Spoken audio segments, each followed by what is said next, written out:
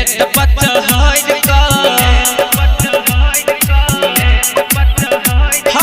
देखा बाबा एक बेर बुलेट पचहर का पिया बाबा गाजा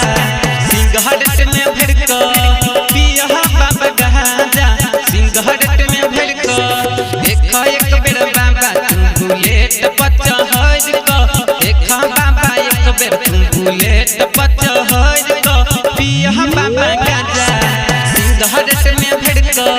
पिया बाबा गाजा सिंघारट में भर का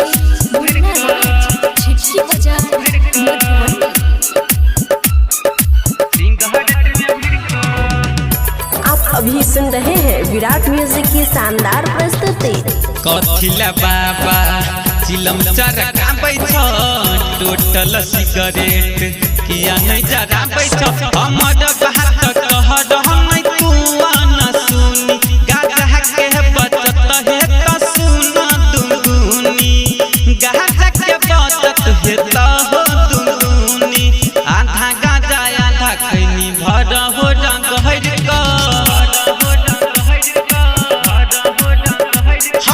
आधा गाजा आधा खैनी भर हो रंग हर का पिया बाबा गाजा सिगरेट में भर का पिया बाबा गाजा सिगरेट में भर का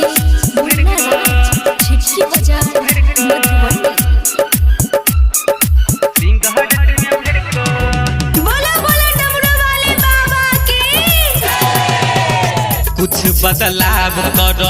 बदल चिलम हो सिगरेट पी भत टाइम लगता कम हो राइटर के सब संग है राकेश राजेश रंजन कहै छ हो बाबा मिलत मनोरंजन कहै छ हो बाबा मिलत मनोरंजन नीरस सत्यम कहै छ हाथ जोड़ कर रस सत्यम कहै छ हाथ जोड़ का पिया बाबा गाजा सिगरेट में भर का पिया बाबा गाजा सिगरेट में भर का। Virat music digital recording studio Yamuna Nagar Jagadhri.